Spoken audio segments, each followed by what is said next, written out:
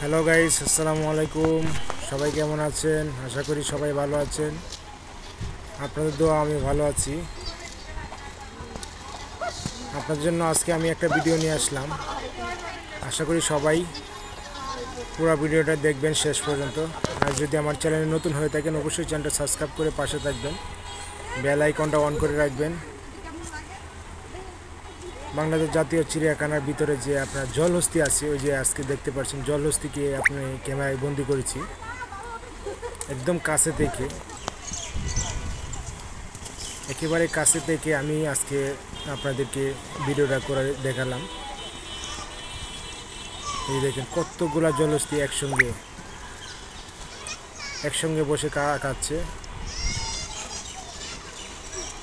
যেগুলো হচ্ছে ভুট্টা গাছ খাচ্ছে। দেখেন তার বডি কত, আল্লাহ কি কুদরত, আল্লাহ কি সৃষ্টি করেছে। এগুলো এখানে অনেকগুলা জলহস্তি আছে, মুখগুলো কত বড় বড় গাছ, ভুট্টা গাছ খাচ্ছে।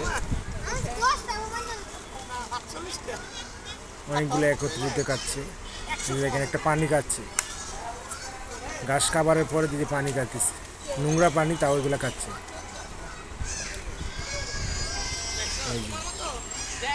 আপনারা যারা দূরে আছেন সরাসরি এসে দেখতে পারেন না, অবশ্য আমি আপনাদেরকে ভিডিওর মাধ্যমে দেখাচ্ছি। এই যে দেখেন কয়টা জলহস্তি আছে, দেখেন বাস্তবে দেখতে পারবেন। এই যে সরাসরি দেখতে পাচ্ছেন, বাস্তবে দেখাচ্ছি।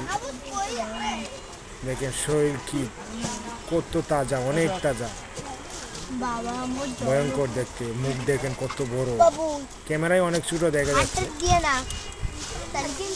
কিন্তু কাছে গিয়ে বাস্তবে দেখে কিন্তু অনেক, যারা কখনো দেখে নাই কিন্তু অনেকেই ভয় পাইব। তার মুখ দেখেন, দাঁত এক একটা অনেক বড় বড়, শরীরে অনেক, সবসময় পানিতে থাকে তো শরীরটা অনেক নোংরার মতো দেখা যায়। অনেকে দেখলে একটু আরগাজার মতো মনে হবে। এই যে আমাদের চলে আসলাম বাঘ মামার কাছে। বাঘ মামা একা একা হাঁটতেছে, চিন্তা করলাম জলহস্তিকে সবাইকে দেখাবো, কিন্তু বাঘ মামাকে দেখাবো না, তা কি হয়। এই যে দেখেন বাঘ মামাকে এখন দেখাচ্ছি, আপনারা দেখতে পাচ্ছেন কত সুন্দর বাঘ মামা হাঁটতেছে। আমি ক্যামেরায় বন্দি করে নিলাম। সবাই ভিডিওটা না টেনে পুরোটা দেখবেন আশা করি।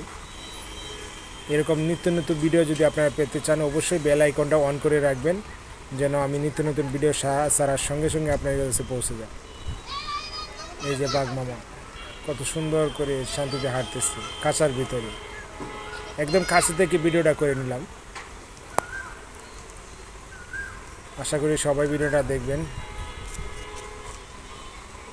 যদি বাঘ মায়া একবার ছুটতে পারে তাহলে সবাইকে গিলে ফেলবে। সবাই ভালো থাকবেন, সুস্থ থাকবেন।